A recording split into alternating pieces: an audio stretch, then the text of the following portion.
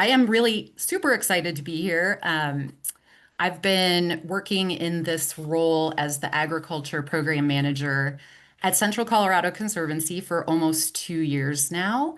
So when I took this role, this virtual fence project here in Chaffee County, it was already a pilot project, so it was already started. So I had to catch up and learn quite a bit. But like Paige said, ranching has been a big part of my life, and I have deep personal connections to stewarding the land and livestock and the ranching lifestyle.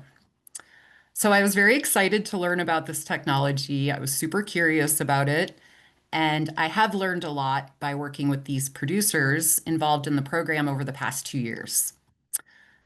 Although I am not an expert in virtual fence, and I'm not a representative of a virtual fence company, I can share what I have learned from our producers who honestly were quite brave to take on this project.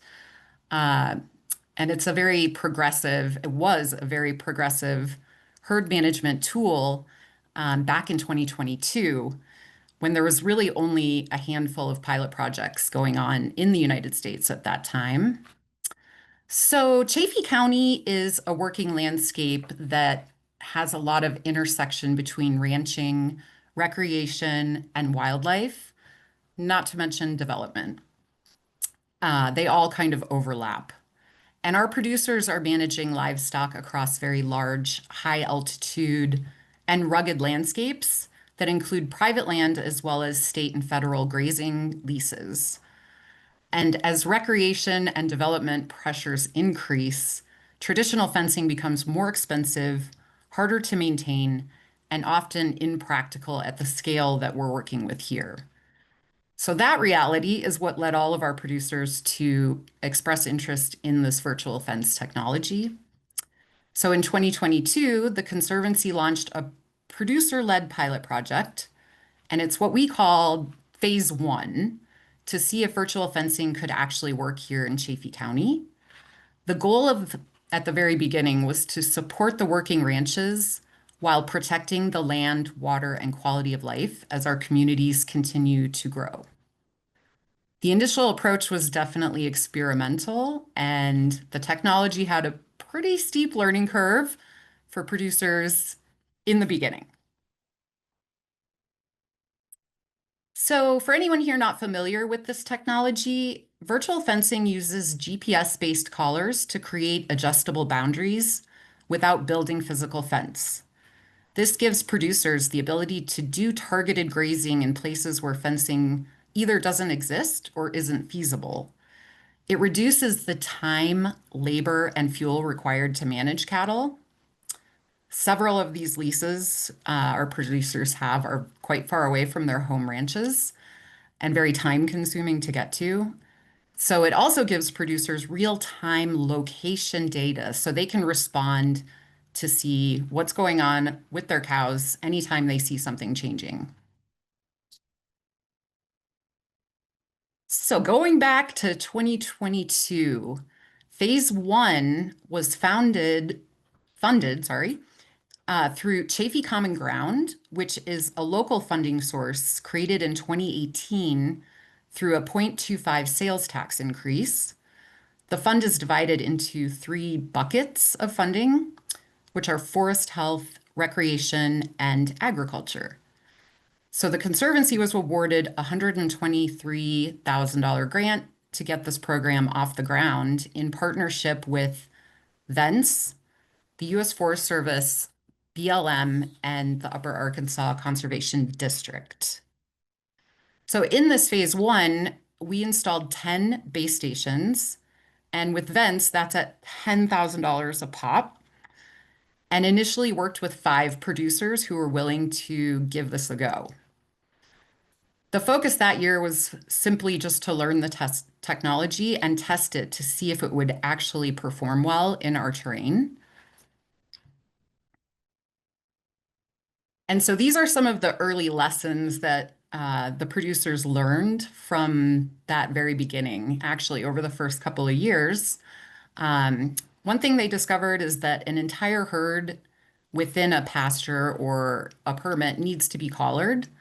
It doesn't work if you mix up a bunch of cows with collars and say you're sharing a lease, and they don't use the collars. It's not as effective because of that herd mentality. The cows just kind of follow the ones that don't have the collars or try to. Um, the other thing they found out is that bulls are not a good fit for the collars, or actually that the collars are not a good fit for the bulls, simply because of the circumference of their neck being slightly larger than their head. The collars just slide off. So training, actually, what they discovered with the training aspect of virtual fence is that the cows picked up on it pretty quickly. And they also learned to respond to the auditory cue really quickly as well. Because if they keep moving after hearing the auditory cue and reach the virtual fence boundary, they receive a shock. And it's kind of similar to a buzz from an electric fence. So that causes them to turn around and away from the boundary. And eventually they learn the auditory cue will lead to the shock. And they turn around when they first start to hear the beeping. So we also found that the Vence platform is less effective on smaller acreage. And in smaller acreage, we're talking about like less than 100 acres. The virtual fence boundary itself includes a buffer zone of about 15 feet inside the fence. And that's where they receive that auditory cue and turn around as soon as they start to hear the beeps, knowing that this shock is going to follow. So this leaves a large circumference of ground not grazed and in an already small area that makes the pasture even smaller. So you could see why this wouldn't be very effective for something like strip grazing on small acreage. And then one of the more dramatic lessons came from a producer who made plans to ship his cows off of a remote lease. So he had the semi trucks come in, helping hands, and when they got there, they tried to bring the cows down to the corrals, and the cows would not come. So it became obvious that the virtual fence boundary was still in place and that he had made some sort of operator error when he scheduled turning off the fence. It sounds like later he determined that he just picked the wrong date, uh, but he was out of cell range at the time and couldn't make any of those adjustments in real time. And so he had no choice but to reschedule the shipment, which was kind of a bummer. So learning the technology and how it worked was definitely a lot of lessons learned for the producers, and they definitely had to practice it a lot. So they did stick with it. Producers were like, we're going to keep doing it. And phase one was successful. So we moved into phase two with another 2-year, $200,000 grant from Chaffee Common Ground. And one of the strongest indicators of success was that all of the original producers stayed in the program and they were starting to get the hang of the technology. So, in addition to the investment of all these expensive base stations, another big challenge for producers is the expense of the annual collar subscriptions. So, collar subscriptions for vents are $40 per collar and $10 per battery. And the batteries tend to last about 6 months. And so that's usually about the time they have them out on their grazing leases. So that's about $50 a pop. So a portion of this grant was to provide $25 collar subscription reimbursement payments to the producers. So they received that 50% reimbursement on this out-of-pocket expense, which really helped. Phase two also allowed us to expand by purchasing more base stations, which increased the amount of acreage and coverage. Um, some of these base stations actually had to be installed by helicopter, as you can see from these photos, with help from the US Forest Service and the producers themselves. And with those new towers that we kind of perched up on specific mountaintops and areas that we had gaps in coverage, we were able to get a wider coverage area for all the producers.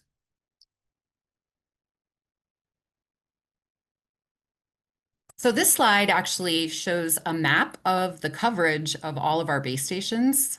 So my wonderful coworker, Ricky Garden, our stewardship coordinator, is very handy with maps. And she took a map that we got from Vence and plugged all the information in and made this beautiful map that's lovely to see. You can tell where all of the boundaries are of the counties. And so Chaffee County is kind of right there in the middle. But the Vence cover, the tower coverage for the Vence towers actually goes all the way up into Lake County, over to Park County, south into Saguache, and east into Fremont County. All of our participating producers have home ranches in Chaffee County, but the lands they manage extend well beyond the county boundaries. A small portion of acreage is private land, but the majority is leased grazing land on U.S. Forest Service, BLM, and State Land Board properties. So virtual fence allows the producers to manage livestock across these mixed ownership landscapes without adding that miles of fencing they would need. And not to mention putting a lot of miles on their truck and trailer. So what producers started seeing on the ground are real tangible benefits. They're spending less time and fuel locating cattle.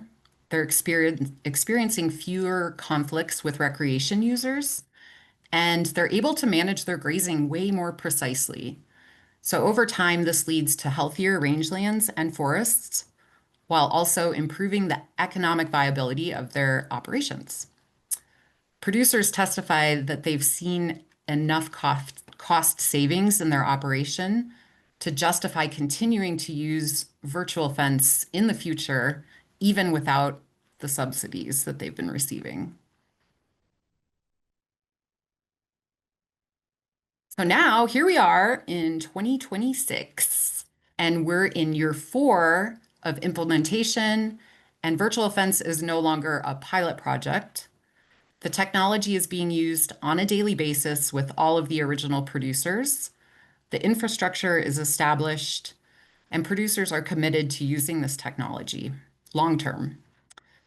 Now, also, the older cattle are well versed in the virtual fence collars, wearing them, the boundaries, and they are teaching the younger cows and even the calves how it works. Grazing leases are producing higher quality forage and yields for carrying capacity, giving producers the option to actually grow their herds. And the focus has shifted from just testing everything out to refinement and expansion. Producers have spent enough time knowing how it works that they can now look at these emerging technologies with other companies and kind of figure out which one would work best for their operation. And they're also talking about it. So they're all talking amongst themselves. And the word of mouth is really important with producers. They love to hear from other people what they're doing and what's working. And then the Conservancy actually received yet another Common Ground grant for 3 new producers to enter this program and get the collar subscription reimbursements for 2026.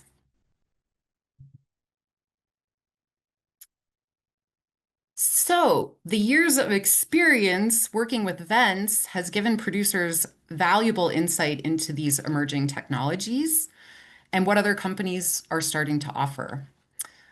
So they're choosing the tools that best fit for their operation. And right now, for our producers, that includes both Vence and Halter. So different landscapes and management goals call for the different solutions. Particularly, challenges with Vence on smaller acreage led to us looking more into Halter. The Halter collars actually have directional auditory cues. They're solar paneled, so they don't actually use a battery, and they're designed to allow cattle to get up close to the boundary, so more forage is actually utilized and consumed.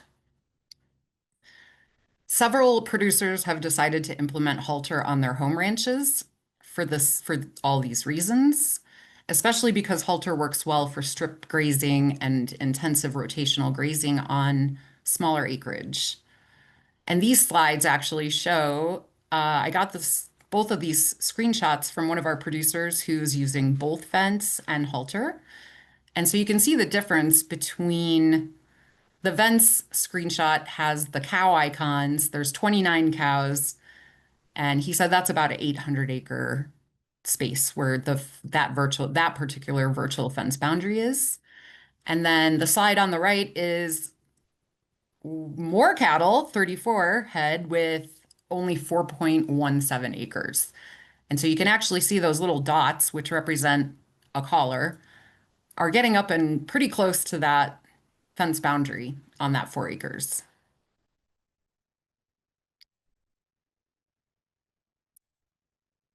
So this is the producer who has been sending me all these wonderful pictures, and Bryce Lewis is what we would call an aficionado of virtual fence. And he's also been the brand inspector in Chaffee County since 1990. So he really embraced this technology from the beginning and set about learning as much as he could about it and what it could do. And he loves to share his knowledge. So other producers really look to him as a resource to answer questions. And he's a great example of how producers are tailoring virtual fencing to fit their needs because he continues to use Vence on all of his larger public land grazing permits where the scale and the tower coverage is critical and already there.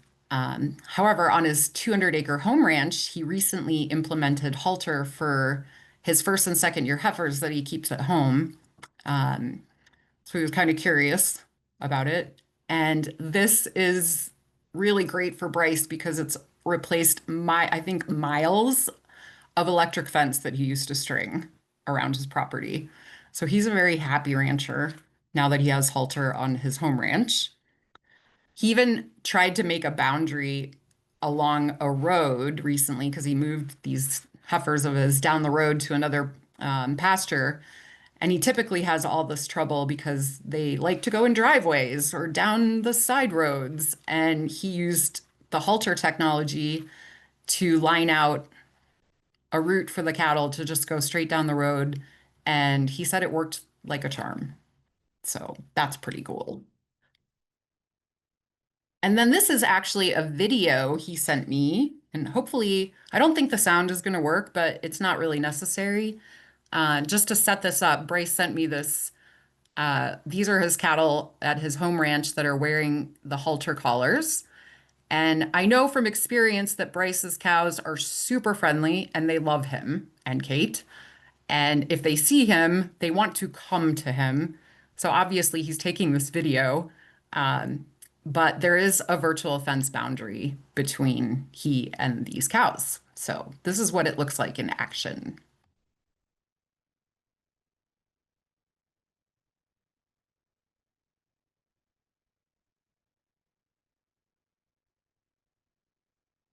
They're, they're like, where can we get through? So that's just a quick clip of that in action. And then the next producer example we have is the Hutchinson Ranch, which is a large, really amazing, beautiful historic ranch in Chaffee County. And they are going to be a new producer in this program. And they decided to actually go with the halter technology. They think that that's going to work best for their 850-acre home ranch in Salida, which has several large hard fenced parcels.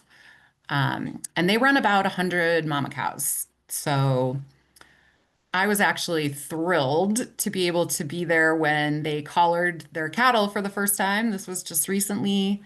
And here is a video of the very first cow getting its halter collar.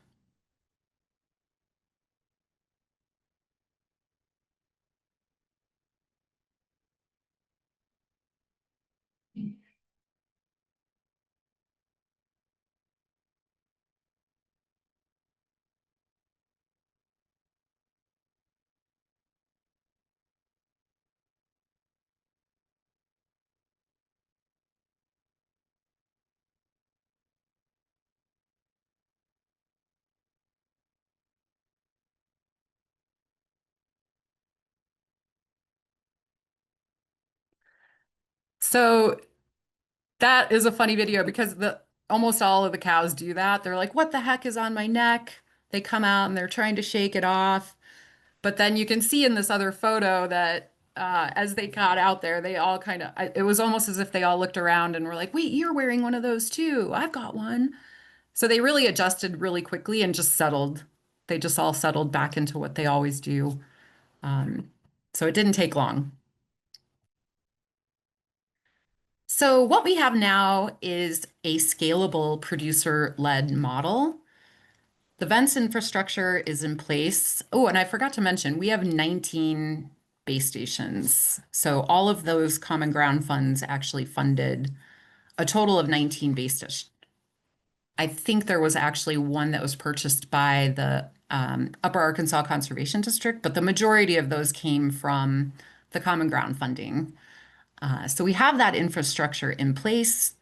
We have experienced producers who are now mentoring the new producers, and all these new technology options continue to emerge, which allow producers the opportunity to find which one is the best fit for them.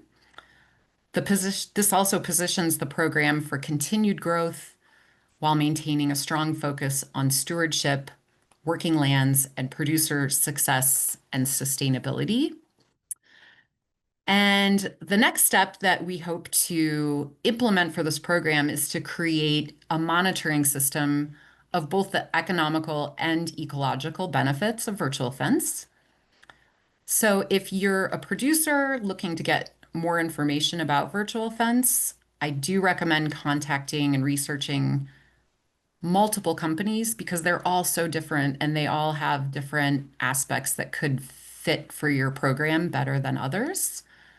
And that's about all I have for you guys today. Thank you so much.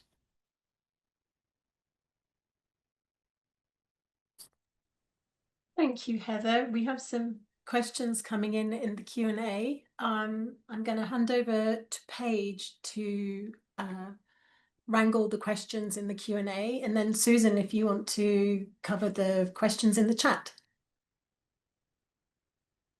I'll do my best. I'll try to answer. I wish I Okay. had Bryce with me. So the first question is, do the base stations work with both collars? No, they each have, so each company has their own platform, you would call it. It's their own system, it's their own software. The callers only speak with the base station that are designed with that particular technology or that company.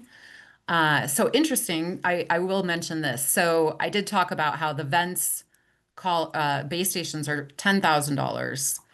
Um, the Halter collars or base stations, sorry, are 4,500. So they're quite a bit less expensive. Um, they just don't have as much range of coverage as the Vents towers. So, but they're also smaller and they're a little bit more mobile. So they're a little easier to kind of move around. Whereas the Vent space stations, as you saw, we had to put them on a helicopter to drop them on top of a mountain. So the base stations for the Halter technology are a little bit easier to install, just not quite as far ranging. And so another question is, what kind of monitoring is being used on public and private land? Right now, it's the producers and what they are seeing. There's no official monitoring. With this, actually, with this program, that was one of the things that they wanted to implement right off the bat, because they wanted to see how it was going to be affecting all of those things that I talked about. But they literally just had their hands full getting to learn the technology. And they were just like, oh my God, we don't even know. Like, obviously, they had some stumbling blocks. And so in the beginning, I think it just got pushed to the back burner. Um, and it's unfortunate because it could have been really great data to get all of that information at this point, because they see it They see it. And the one thing that the producers have mentioned is, most people know ranching is a lot. It's a lot. It's time consuming. There's a lot to think about. Um, and what I've heard from producers is, yeah, I love like taking pictures and oh, look at how awesome that looks after 2 weeks rest. Just 2 weeks rest after we moved cows off of it. Um, because they're adapting their grazing plans now where they can do that. They can actually set up a grazing plan where they're giving that particular area sometimes up to like 18 months of rest. So it's pretty cool how they can really adapt that. But as far as like monitoring goes, that's a challenge for producers only because of the technology. They don't mind taking photos and, taking note of things, but they don't know how to actually get that information to the, whoever needs it. And we don't have a specific program for that for them yet, where it's kind of simple. Like it needs to be really easy for them to upload photos or something like that. But that's what we're hoping to do in the future. The same person who asked that question put in a comment about that saying photo monitoring and grazing response index are very producer friendly monitoring techniques. Cool. So Awesome. yeah, that could work for that situation. Awesome. Thank you. The next question is, how has base station coverage differed between Halter and Vence? Yeah, so that's what I was saying. The Halter base stations are smaller. Um, and the reason we worked, this was before my time when they installed the very first ones, but um, Vence was great about getting that map together of where are these leases, where do we need coverage, and getting those base stations up as high as possible so that they were more far-reaching. Um, so they do go quite far, those towers.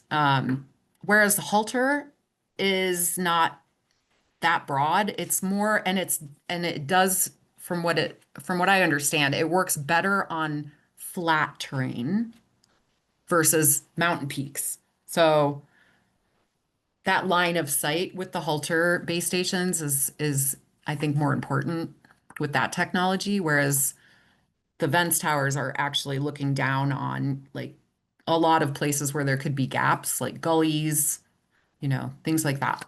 So, Okay, we had one other question about the range of the stations. You kind of touched on that a little bit, but are there any like off the top of your head specs but on the two that you can give to maybe answer that person's question?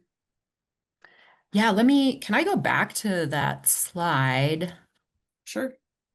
that has the map? So, if you look down on this map at the bottom, uh, where Saguache County kind of comes in, you can kind of see that there's a curve in the bottom of the green there. That tower is actually on Methodist Mountain, just up to the north and to the right a little bit. And so that tower is actually covering all the way to the edge of that circle, if that makes sense. So that's pretty far. That's miles and miles from the tower. Um, the halter rep that we worked with said it's about a mile, maybe for a halter base station. I think it depends a lot on the terrain and if there's a good line of sight. If it's really flat, it tends to work better. So I don't know that much. We have just started using halter. I wish I had more experience with it, but we're going to be learning. Awesome. So someone asked, are there similar programs in Fremont and Custer counties? So our project was pretty unique because it was funded locally by the Chaffee Common Ground Fund, which was very Chaffee County centric. Um, so it was a unique funding source. However, Virtual fence is taking off. I mean, it is becoming really popular. It's gotten a lot of traction, even globally. And I think that in my experience, there are a lot more funding opportunities available now. And I know that the NRCS, I think Jim even mentioned it at one of your webinars, that the NRCS is actually using it now as a practice so producers can use it and get some reimbursement on that. Um, but as the Conservancy, we're a land trust that has an agriculture program. So we work really closely with our ag community. And we just had the opportunity to be able to write these grants. And so it could be a scalable model for other places. It's a matter of finding out who could be the people that are going to take the time to write these grants and get the funds and set up the program for it. Okay. On the topic of equip, we did have someone ask, also, has anyone tried to get funding through NRCS equip? So have you worked with anyone who's done that? No, but I remember when our local NRCS representative I talked to her pretty regularly, and she was super excited. Like, we're going to actually start have a virtual fence option. We don't have any producers in this program using it because they're already in this program, and so they don't really need it. So I don't know. I'm really curious. I wish Jim was here. He could answer that question. I will say we're working on a product to try to identify at least points of contact in each state with NRCS who can work with producers on equip, but we're making sure that we get that correct and accurate before we put anything out. So when that's ready, we can talk about sending it out or putting it on their website or something, or I'll defer to Katie on how we do that. But that is something we're aware of and trying to find a workable resource for people. Okay, another question is, do some collars fall off or quit working? Totally. They do. And I can definitely speak more to the Vence side of things because it's been longer. Um, it's funny, like people walk into the NRCS office with collars sometimes, and they're like, "We found this on the trail." And, a producer will be able to see on their mobile app if a collar isn't moving. And so that's a good indication that there's either a collar that's fallen off or there's a mortality. Either way, they try to go and find the collar. Occasionally, but not very often, there have been like the battery drains and it stops getting the signal, and then a cow will like rub up against a tree or something, and the collar comes off and they can't find it for some reason. Um, but generally they stay on and they, for the most part, keep working. Cool. How long do the halter collars batteries last with solar? And then there's a second question from this same person, which I don't know. I'll let you answer that one first, and I'll ask the second one. So that's the kind of cool thing about the solar powered collars with Halter is you don't ever have to recharge the battery. They generally work off of the sun, so they just keep recharging themselves. And according to the Halter rep, you don't really ever have to. Like they're always going to recharge unless there's some sort of other mechanical issue that they stop working for some reason. You don't ever really have to worry about the battery. They should just keep working. And if they Okay, don't, they just get replaced. gotcha. Okay. Then the second question from this same person was, is there any funding opportunities still available for producers to try these technologies? So I don't know if they mean with your program or generally, so you can approach that, how you answer that, however you want. Yeah, so I could try to answer it both ways. So for our program, I wrote this grant to get these three producers who were super keen to use it I wrote that grant specifically for them. And it's funny, it's super funny because when I wrote that grant, which was literally last summer, we were all still using the Vence technology, but we were all, and they were, some people were kind of thinking about Halter. And literally since then, and since we got the grant award, now all these producers are a little bit more interested in Halter. So we are actually now having to kind of adjust that. What we're asking for is actually just the virtual fence technology. And it's just amazing how fast the technology is changing and how many companies are coming up with things. So those producers are kind of written into our program. Um, as far as like outside of our program, there's really, I mean, I really don't know any specific funding source, but I do know that there are some out there. Um, and it's really a matter of doing a search and finding out what kind of grant opportunities or other programs. Um, on a larger scale, I know the Nature Conservancy does quite a few projects with virtual fence. So there's some, it's kind of a matter of doing a little research and finding out what other projects are available. Okay. Just I'm kind of glancing at the chat, the host chat. So there's a few NRCS people on here. When we finish the Q&A, I think Katie has said in the chat, if people missed it, that will have them answer a few questions. So if you're waiting for more on that, stay tuned. But moving on to the next question in the Awesome. Q&A, it's kind of a long one, but they're interconnected. So it says, can new producers hook up with the network of towers working directly with Vents, or do they have to go through your organization? Second part is, how do you all and how does Vents think about that? Also, who will pay for the maintenance or replacement of the towers? And wondering if all the producers could or should pay into some sort of fund for the long-term continuity of the tower network. So if I need to reread any of those parts for you, just let me know, but that's kind of the whole big gist of it. Got it. Got it. I think I understood. So it's funny you ask. We are in the process of transferring ownership of all of the Venn space stations to the producers. That was the original intent long term, so that the Conservancy is not maintaining ownership and having to maintain these towers. So I've been working with Bryce and Kate Lewis, who are really the facilitators of the program, with the producers in trying to determine how and who is going to own which base station.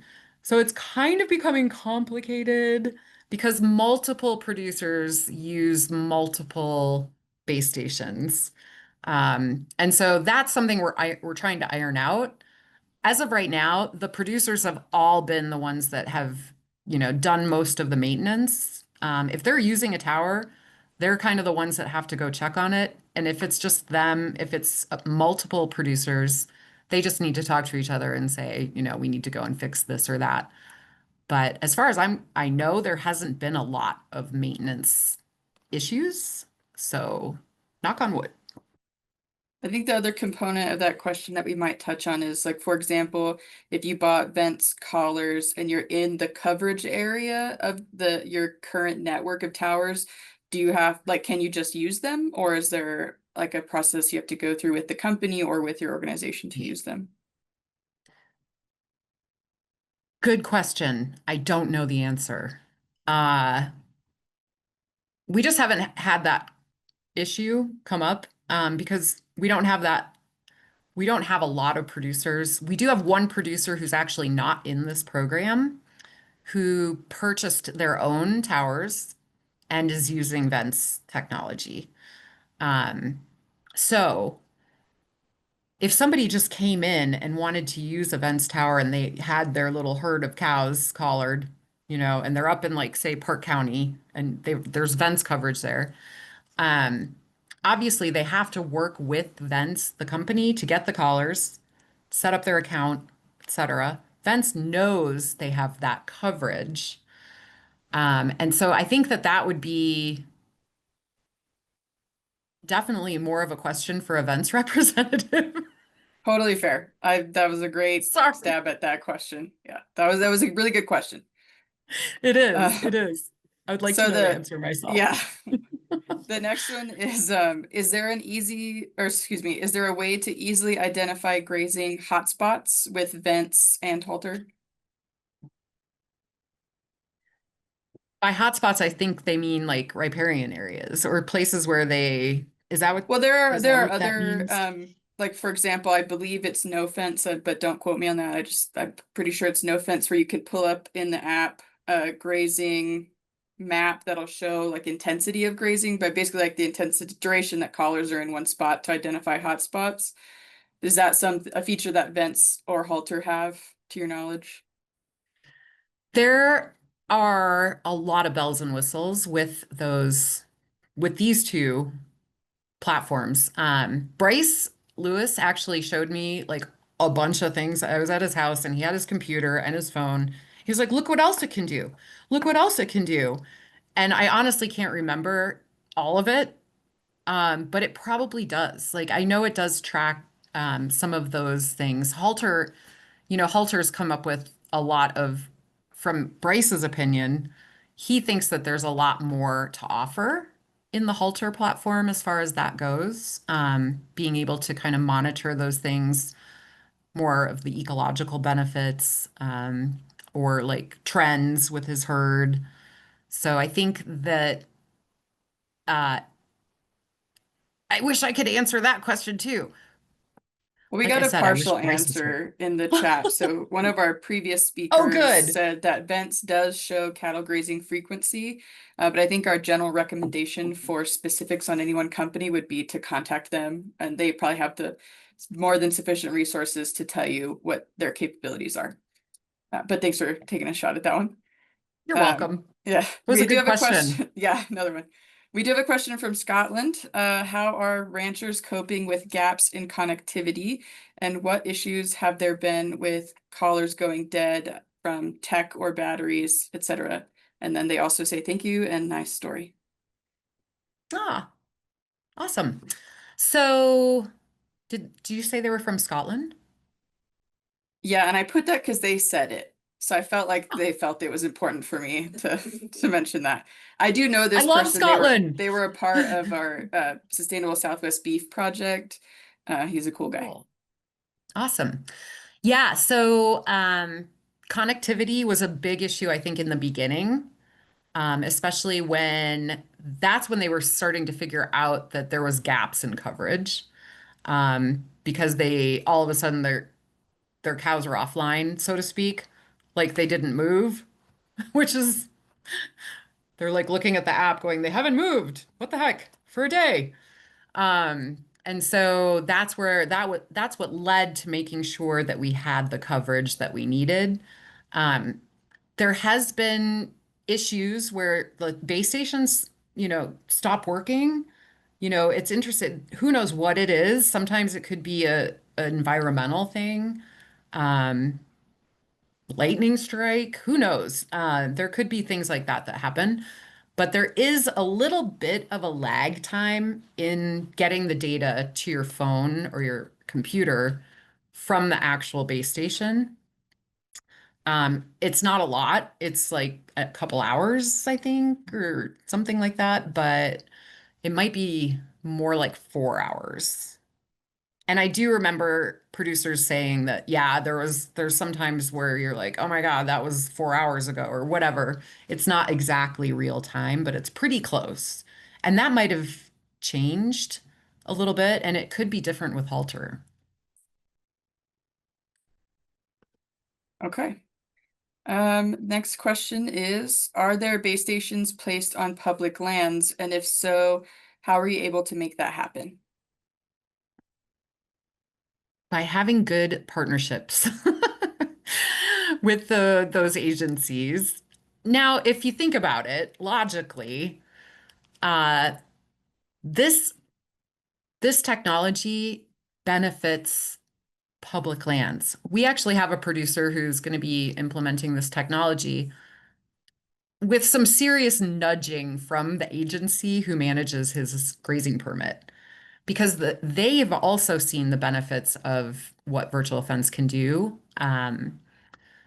As a matter of fact, side note, I'll get back to this, but side story, Bryce Lewis he has a permit up on Trout Creek Pass. He used to have another one in Leadville. And so he would have to ship his cows from Leadville to Trout Creek Pass. So all of a sudden, a year or so ago, the neighboring lease next to his Trout Creek Pass uh, lease came available. So he wanted this lease. He applied. The review committee for this grazing lease, this new lease, came to see Bryce's other lease so they could see what was happening with virtual fence. And I've been there and it's freaking unbelievable. I mean, it is gorgeous. Like the forage, the green grass, everything benefits. So it's kind of in the agency's best interest too, to actually work with producers. And so um, those helicopters we use to put those towers on top of the mountains were actually organized through the U.S. Forest Service. So it does help to have good partnerships with them. Okay. How much do the halter collars cost, if you know? And then we also have several reps have been in the chat. I'm not sure if there's a halter one, but people can also reach out directly to halter. But if you happen to know how much they cost in this case, that'd be great. I'm not gonna say this is an exact quote because I can't remember. Sorry, Austin, if you're on this call. Um, but Halter does charge more for their annual collar subscriptions, and it's in the like $70 range, I think. Um, However, they don't use a battery. And so the solar powered capability does offset some of that long term because with the Vence collars, you do have to purchase those batteries to keep those going. And producers like Bryce, he uses a lot of his ground year round. So he has his collars on year round. So he goes through two batteries a year per collar with the Vence situation. So it does kind of offset a little bit long term, but I'm pretty sure it's around that. And the base stations for Halter are quite a bit less expensive too. They're 4,500 versus 10,000. Okay. We do have a follow-up comment from the person who was asking about surrounding counties, and they said they have virtual fence now. They use no fence on Longhorns. They asked about other counties because they know a large producer who is interested in these technologies. They've inquired with NRCS but needed perimeter fencing to qualify. They got the virtual fence because they're in part of a larger beef grazing lease and need to leave the land available for those cattle when they are in their part of the ranch. So I don't know if you want to take a stab at this, but I think our position would be to talk directly with NRCS or look at grants. That would be kind of our answer. But if you have other suggestions for them in this Where is context. this person located? Do you remember? I Is it in I county in can pull up Colorado? I think so. Fremont and Custer were the counties they asked about. Oh, okay. Interesting. Um, oh, I just can't speak to that because I don't work for the NRCS. It sounds like there's some folks on here that maybe can shed some light on that. Yeah, I think we would direct you to NRCS or to like potentially maybe looking at applying for grants in this particular case. Yeah. Oh, and they also Lake County too. So same thing. We would say look at to talking to your specific rep. Okay. Have any of your producers used virtual fence to sort animals, such as in a modified sand hills calving system, or for heat detection and AI using natural heats? I really have no idea on that one. Um, but I do want to mention, Paige, if you said that there was somebody in Lake County that was interested in virtual fence, we do have some base stations in Lake County. And they could contact us. We, as the Conservancy, actually could potentially help connect them with Vence, or at least give them some information, because we do have some tower coverage there. Unfortunately, the funding for our program requires that the ranchers are at least have base ranches or home ranches in Chaffee County. Okay. And we can could we put your email in the chat as a contact? Is that Totally. okay with you? Yeah. Okay. I think it's like heather@centralcoloradoconservancy.org if I'm remembering, but That's we'll right. get the correct one. Awesome. But we'll It's get kind of that in long. there. It takes a while to type. Okay. I'm sorry. Did we address the modified Sandhills calving system question? I just want to make sure I don't blow it past. Did you say that you had no experience with that? Did you answer that one? I really I don't know the Okay. answer to that. I'm so sorry. Well, our first goose egg on that one. I think Dang that's the it. last. I know. I would say maybe look up maybe academic papers, but that's kind of a stretch. That's my only suggestion. Katie might have a suggestion on what to do for those specific conditions. Otherwise, that's all the questions in the Q&A. So we'll now move to the chat questions. Okay, so Paige, most of the questions in the chat have already been answered.